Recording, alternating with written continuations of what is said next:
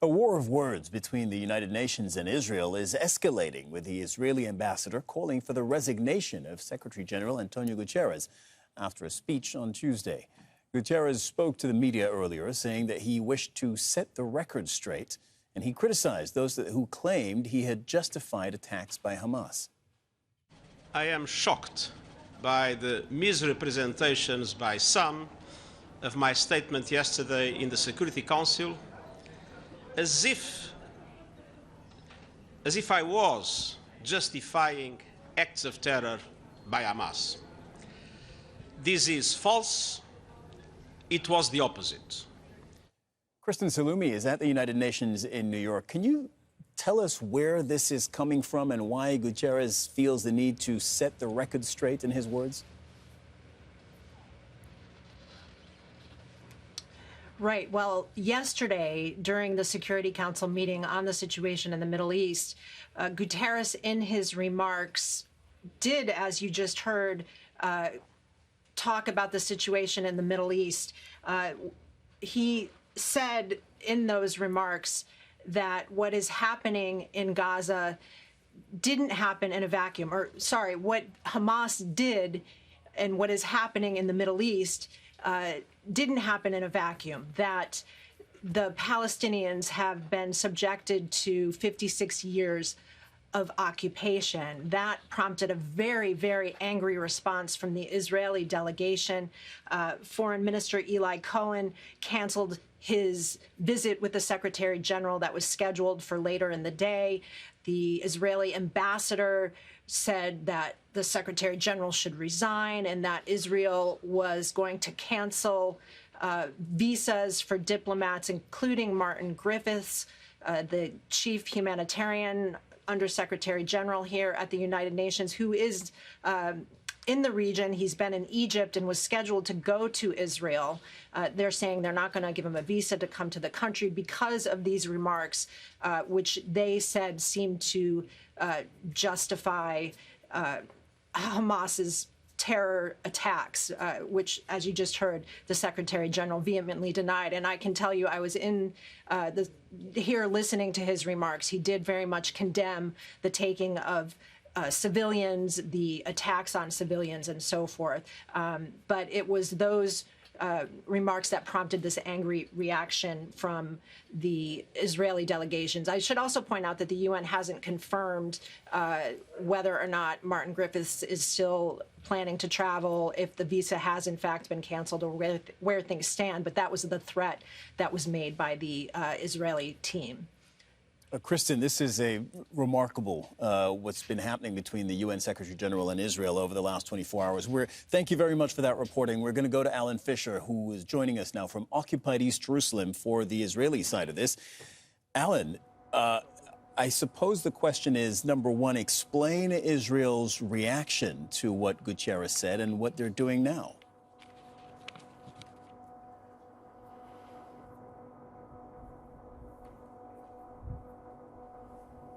Alan, can you hear me?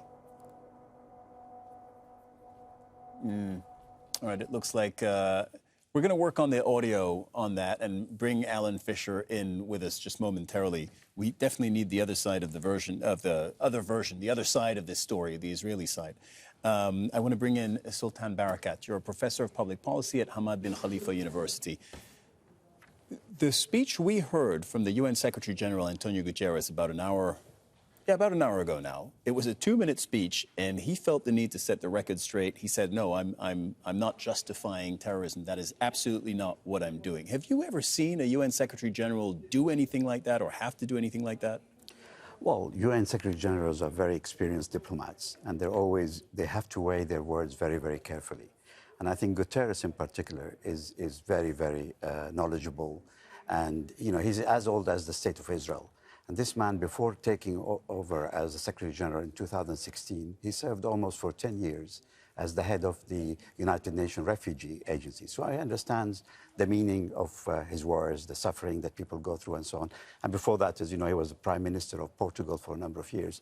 So he's not a lightweight politician who doesn't know what he's saying. He's saying it because not only he believes it, but he speaks on behalf of an organization. The United Nations has more rapporteurs working on Palestine than anywhere else in the world. He must have a piece of paper on his desk related to Palestine, I would suspect, every single day. So he knows what is going on. So when he says, we have to place this into context and not rush into pretending as if things have happened on the 7th of Again, October. that's where this all started, is because yesterday his speech at the UN, at the United Nations, he said the Hamas attacks did not happen in a vacuum. That's the quote that really sparked Israel's anger. Well, what it did to me, I think it highlighted the bullying nature of the State of Israel. You know, it's this, the State Secretary or the Foreign Secretary for Israel reacted almost immediately in that meeting and called for his resignation. Only Israel can afford to do this. No other state before has been able to call for the resignation of the Secretary General in this immediate way. Now the call for withdrawing visas, etc. This is going back to the days of al-Bashir in Sudan. You know, this is very, very authoritarian regimes' actions towards the United Nations.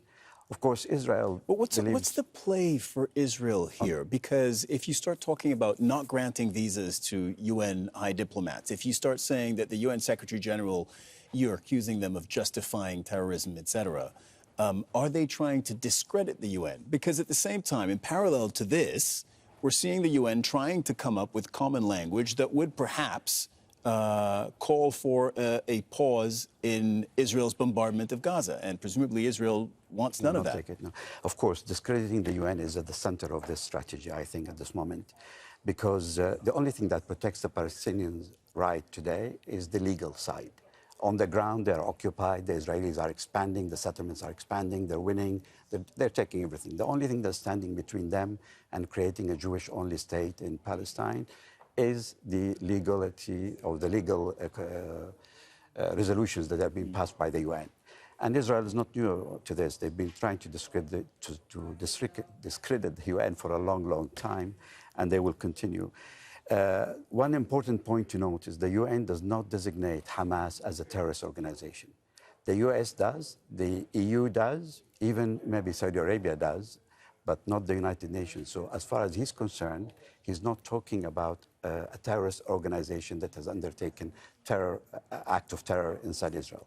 Nevertheless, he did refer to the terrorizing effect of the attack Hamas undertook into Israel. So it's quite complex, and I think this is the last or the most important issue that Israel wants to attack now is the legality of the situation. They hope that as a result of this war, there will be new nations gathering, talks about a new reality, and a move away from the status quo that exists at the moment, using again the UN corridors, but based on their choice and their own arrangement. Sultan Barakat, thank you very much for that. I want to go back now to Sure. Alan Fisher. Alan is in occupied East Jerusalem. So following the row with the UN, there's a diplomatic row between Turkey and Israel. Alan, tell us more about that one.